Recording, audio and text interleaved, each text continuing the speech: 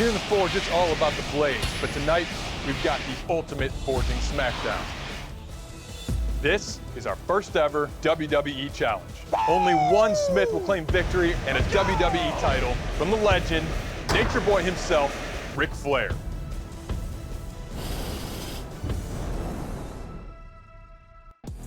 Hunter, Philip, congratulations. The two of you have beat out the competition, which means you're moving into round 3.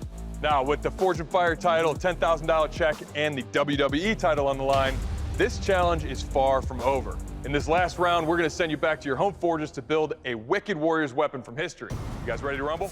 Oh, yeah. Ready. All right, gentlemen, you guys are gonna be building this. The Bastard Sword. The Bastard Sword was widely popular throughout Europe during the Middle Ages and well into the Renaissance. It's so well known, a version of this deadly blade was wielded by the famous bastard Jon Snow in HBO's Game of Thrones. While its blade length varied from 36 to 40 inches, the name came from its uniquely sized handle that was between 1 and 2 hands long, earning it its alternative name, the hand-and-a-half sword. Lethal in battle, the sword could easily deliver devastating blows with 2 hands or quickly inflict slashes in close-quarter combat with 1. So, gentlemen, you got 4 days of your home forges. Good luck. We'll see you then. Good luck, brother. I am Hunter the Vulcan Viking Copeland from Broken Arrow, Oklahoma. Vulcan is the blacksmith who forged all of the weapons for the Greek gods. So, you know, I got a little Viking style here, and I got a little Vulcan blood, so that's where I'm getting my skills today. Man, I am stoked to be here on the WWE competition. I want this piece to look good. So my finger just to wrap around right there, nice and comfy. I like it. The blade is quenched. I feel great. I'm a little ahead of schedule. I have a little extra time right now. So I'm deciding to temper on the clock. Yes, sir. Which pulls some of the hardness out of the blade and gives it the flexibility and the strength that it needs to put up with Jay. Oof, my blade's getting too hot in this one area. It spells trouble. This is the thinnest part of the blade. I should have thought of that. Let's see what happens. So here we go, putting the handle together. The epoxy sets, but I've started to notice that I have a large gap right here underneath the guard. This is bad. I just want it to not come loose and start jingling around in their hand. See what I can do. I'm gonna kind of wrap wire nice and tight, all in there, and epoxy it down into place, and just kind of hide this little mistake I have. Oh, that's perfect. It doesn't look the way I wish it looked, but it's really not that bad. I'm not gonna let these guys have all the fun, so I'm gonna do a little bit of testing. Ah, yeah!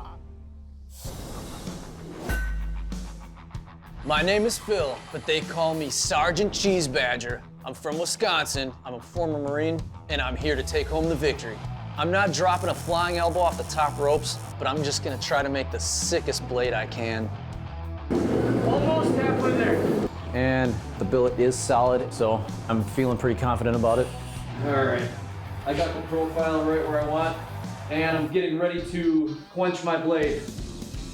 Anything could happen when you go into a quench. It could crack or bend or warp, and I really don't want that to happen. It's time to go in for the quench. I don't hear any pings, I don't hear any tings. All right. Everything looks great. We might have a good sword. I have enough here to grind a straight blade, which is awesome. Mild steel is so soft, it almost just drills like wood. Look at that. So I'm going through my tap and die set, and I'm realizing that the smallest set that I have is a 1/4 inch, and my tang is nowhere near that wide. I have to weld that pommel on. If I had 5 more hours, I would definitely thread that tang. It's just a tighter construction, but I need to move on. So I'm going with the peening because I'm running out of time. I should have been looking at that when I was making my pommel. Hopefully it all stays tight. Have to do.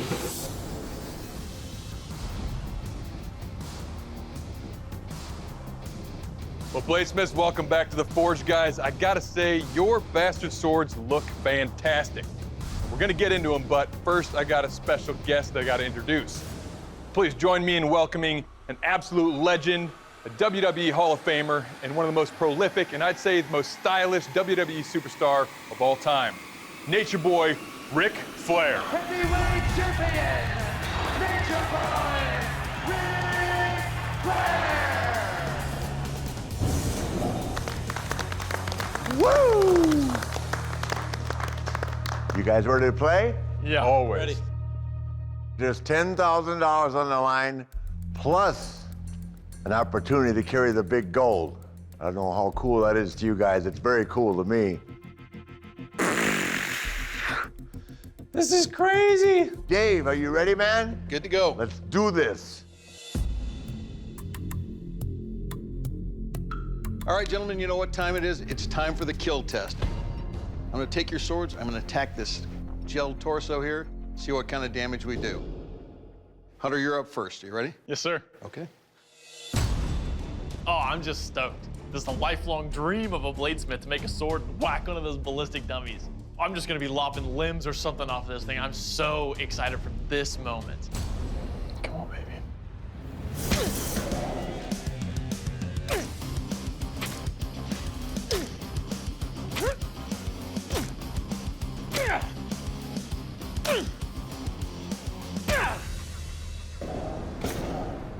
Woo!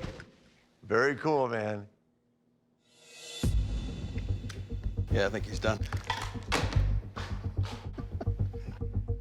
All right, Hunter, right off. It's a performer. It cut deep on each one of those cuts. As a matter of fact, that one downward diagonal goes all the way through the rib cage. Handle could have been just a little bit longer. I'm winding up with about 1 1/4 inches instead of 1 1/2 inches. But you definitely got a lethal blade here. Thank you. All right, Philip, you're up. You ready? Ready?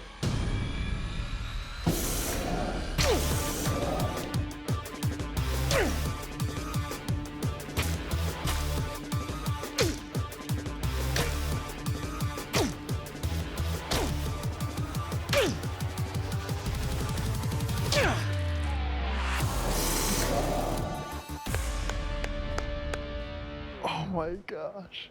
Very cool. Very cool. So, right off, I like the scale of your blade. I mean, it's very large, and it's got a lot of weight to it, but the balance is nice. You can see all these cuts are so deep. I was actually worried on that last one that I would hit the post that's holding that thing up. But as far as being a cutting sword, this thing is lethal. Good job. Thank you. You having fun doing this? Oh, yeah.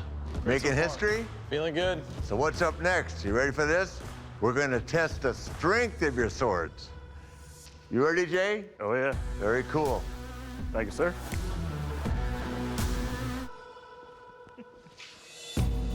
Bladesmiths, welcome to our strength test, the WWE Bash Fest. To test the edge holding ability and overall construction, I'm going to go through a series of WWE weapons. We're going to destroy the table, puncture and bash through the garbage can, and just tear that ladder to pieces. Hunter, you're up first. You ready to go? Yes, sir. All right, let's do it. Jay, steal the show, brother. Damn.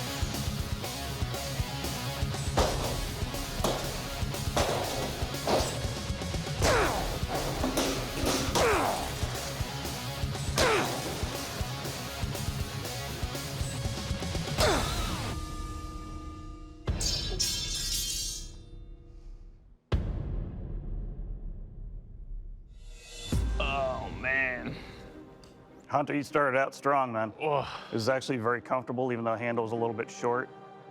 But you look at the grain, it looks like sand. So that caused a weak point, and the shock wave went all the way down and snapped it at this weak point. Sorry, man. My heart. Hunter, it's painful to see, man. You put a lot of work into that thing and it looks great. But unfortunately, you did have a catastrophic failure on the ladder, which means we can't test your blade any further. But you are not out of the fight yet.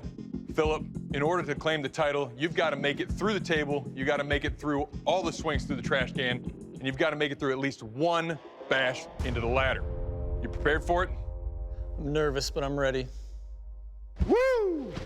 Get in the spirit, man. Let's see what your blade can do. Jay?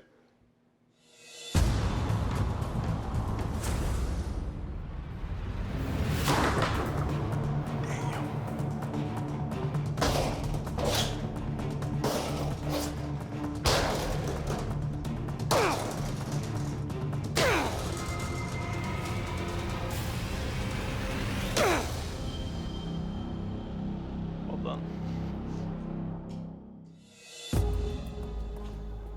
Hunter, man, you fought hard. The first rounds, you excelled. But unfortunately, during the testing, you did suffer a catastrophic failure, and for that reason, time in the forge has ended. I'm gonna have to ask you to please step off the forge floor, bud. Thank you, Hunter. Thank you, Good job, guys. man. Hey, good Thank work. you very much. Well, Philip, you know what that means, man. You are the Forge and Fire champion. Philip, congratulations, man. Woo! That comes with a check for $10,000 as well as a WWE title. Here we go, man. Get that 10 grand. Get out of this man's way. Forge and Fire champion, brother. This title is going in the most obnoxious spot of the living room that I can find. Probably taped onto the TV. Let me hear it one time. Woo!